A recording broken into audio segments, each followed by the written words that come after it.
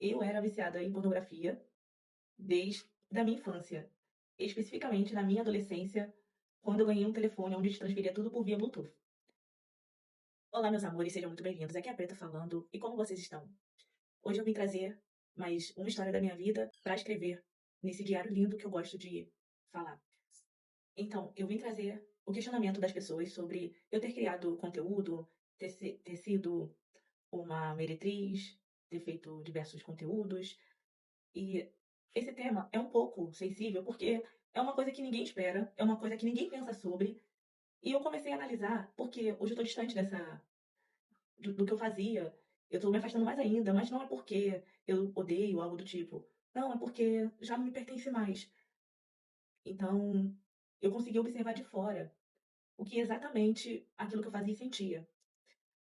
Muitos devem pensar que a pessoa que cria conteúdo não fica viciada naquilo que faz. As pessoas pensam mais do outro lado, que a gente está gostando de fazer aquilo. Tem uma divisão dessas duas fases, não são a mesma coisa. Ser viciado em e ser viciada em criação de conteúdo. Ou as pessoas ficam pensando que não temos vícios, praticando aquilo ali. Tem diversos vícios, como vaidade, drogas, amizades, luxúria, um monte de coisa vai se misturando. Eu quero falar de mim, mas eu sei que acontece isso com diversas mulheres. Ser viciada em pornografia. É um sistema meio difícil de falar, mas eu vou falar sobre as minhas experiências. Eu era viciada em pornografia desde a minha infância, especificamente na minha adolescência, quando eu ganhei um telefone onde se transferia tudo por via Bluetooth. E eu vendi na escola, que eu lembro, e algumas pessoas trocavam comigo por alguma coisa que eu quisesse. E eu fui levando isso pra minha vida como normal. Quando eu comecei a namorar, o meu namorado na época sabia que eu assistia. E eu não questionava ele por se ele assistia ou não. Mas depois eu fui entender por que eu era daquele jeito. E foi logo depois que eu sofri diversos abusos, quando eu estava na adolescência. Foi assim, como se fosse algo que eu pudesse me deturpar um pouco a minha mente para esquecer aquilo que eu vivia. Era como se fosse um crack do pornô, vamos dizer assim. E as pessoas perguntam, o que então exatamente, o que é, o que você faz, o que você sente, o que é exatamente? E eu fui desenvolvendo até a minha, até eu ficar adulta, e achei isso normal. Eu encontrei também um rapaz que eu ficava, e a gente depois acabou casando, a gente foi morar junto. E ele era viciado em pornografia também. Ele assistia e eu assistia, a gente não assistia junto. Era raras vezes que a gente assistia junto. A gente assistia separado porque a gente gostava de coisas diferentes. E eu não gostava de mostrar pra ele o que eu gostava. Mas eu pegava diversas vezes ele assistindo. Bom, e depois que eu conheci a prostituição e tudo mais, eu comecei a consumir além de fazer. Foi quando eu conheci o mundo todo do que eu estava praticando, eu comecei a consumir e a praticar e a consumir o conteúdo. E eu não observava isso, se era ruim ou não. Eu achava normal. Mas eu tava me matando, assim. Porque o que eu produzia, o que eu fazia, era exatamente por causa de uma personagem que eu desenvolvi. Eu fui aprendendo a ser a personagem que eu precisava para os meus clientes assistirem. E todo mundo que entra nessa vida precisa fazer isso. Você precisa moldar algumas coisas. Você vai acrescentar coisas suas no que você está fazendo e vai ter que pegar um pouco daquilo que eles gostam para colocar ali. Você vai ter que montar. Se você fosse pegar vários elementos e juntar e fazer as meninas superpoderosas. É tipo isso que você tem que produzir para os seus clientes serem atraídos por isso. E eu fui perguntando para eles, o que vocês gostam? Ah, eu gosto de ver você fazendo isso, eu gosto de você fazendo aquilo. Eu ia por pontos, olha, muitas pessoas responderam isso, muitas pessoas responderam aquilo, então eu vou fazer isso aqui. Tanto que a minha última gravação foi aquilo que eles mais desejavam. E eu não conseguia fazer porque não era qualquer um que sabe fazer esse tipo de conteúdo, que é o que faz atrás. É muito difícil encontrar um rapaz que sabe fazer exatamente isso. E eu só encontrei um que fazia conteúdo para produtoras estrangeiras. Então era melhor do que um rapaz amador. Amador é muito amador mesmo. Agora, o profissional, o ator profissional, não são todos. Mas o amador vai ser amador para sempre. Agora, o profissional, ele tem que ter disposição. Ele vai ter que fazer coisas que ele não quer. E vai precisar manter ali personagem. Você consegue ver que tem atores que sabem ser atores mesmo e tem uns que só sabem ser amador. Amador é aquele cara assim, ela que tá afim de Nem eu que tô afim de comer, não. É tipo isso a cabeça do amador. Ele pensa assim. Não é nada por causa de posicionamento de câmera, não é nada por causa disso. A gente consegue ler quando a gente vê um que é profissional e outro que não é. Se nós sentimos prazer quando estamos gravando, vai depender, é sério. E você vai ouvir isso da maioria de todos os criadores. Porque teve pessoas que você se deu muito bem e foi legal gravar. Não é porque você sentiu tesão naquela pessoa. Não é por causa disso. Vai um pouco além. Tem que ter uma conexão também de conversa. Mas assim, eu sei ser aquilo que as pessoas querem que eu seja pra eu conseguir o que eu quero. Eu sei fazer isso. Se você acha que não, vai ficar duvidando da tua cabeça agora o que que eu fiz pra ter você perto de mim, ou que eu consegui com você, aprendi com você, que me fez ser aquilo que você queria pra conseguir o que eu quero.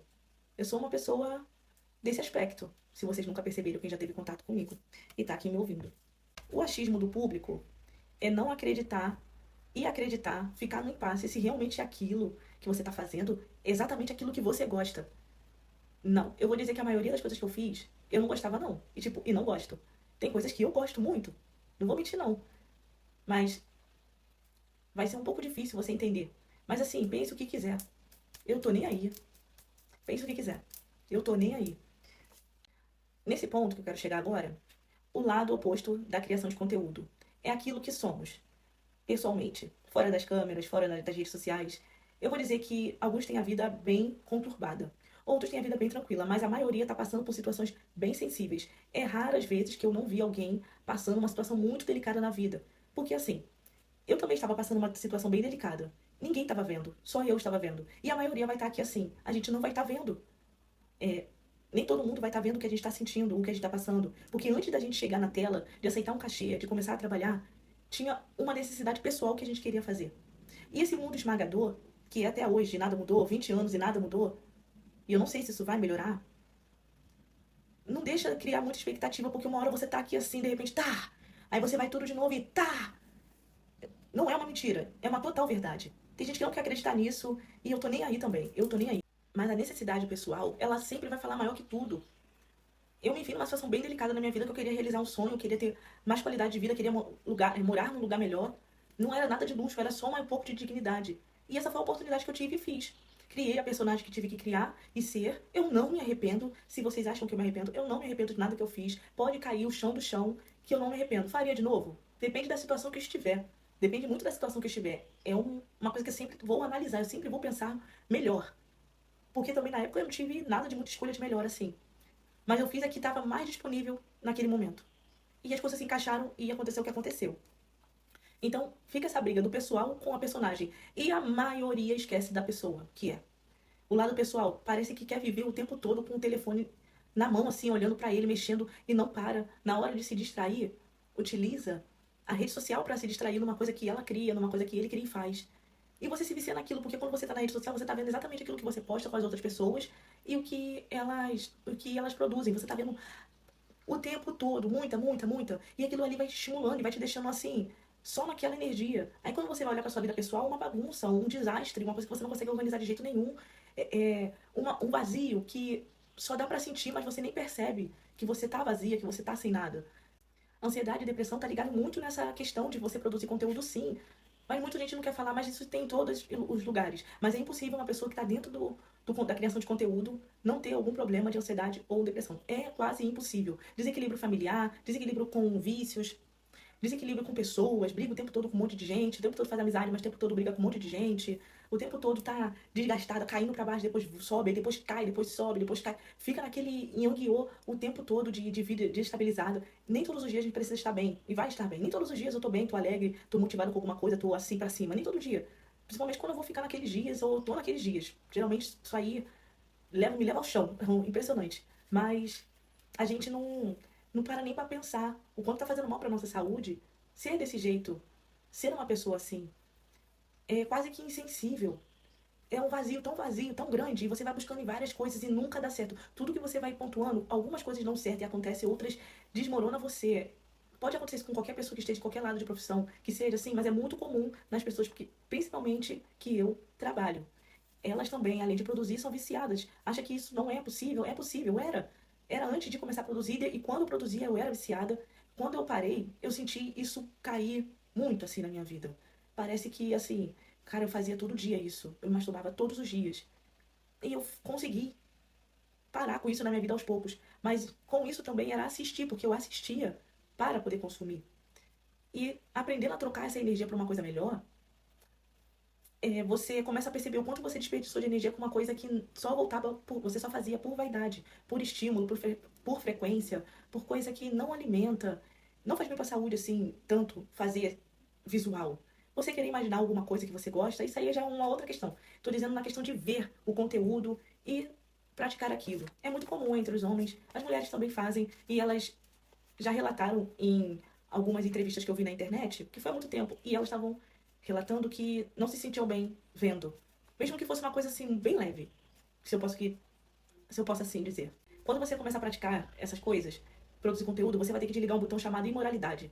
É como se você tivesse que jogar um filtro assim por cima do olho e fingir que não tá vendo nada das coisas que você sempre viu e ignorou. E quando você começou a produzir conteúdo, você teve que começar a fazer e aceitar aquilo. É uma questão sensível. Eu sei que muitas mulheres e homens gostariam de falar sobre isso, mas eu sei qual é o interesse masculinista sobre isso. Para eles é como se eles pudessem alimentar aquilo que eles desejam sobre as mulheres. Isso só piora. E as mulheres vão querer desabafar, querendo buscar uma outra alternativa para que não se sintam a necessidade de poder assistir para se estimular. Existe sim diversas formas de você poder criar na sua cabeça como você se sente bem, para você se satisfazer. Mas ser viciada traz danos físicos e psicológicos e emocionais. E você só vai conseguir enxergar isso quando você sai dessa energia. Quando você para de produzir, você começa a perceber o quão era vazia. Em breve, eu vou falar sobre o homem e a... porque é necessário falar sobre esse tema. Muito obrigada a todos que me assistiram até aqui. Deus abençoe vocês. Até uma próxima vez. Bye, bye.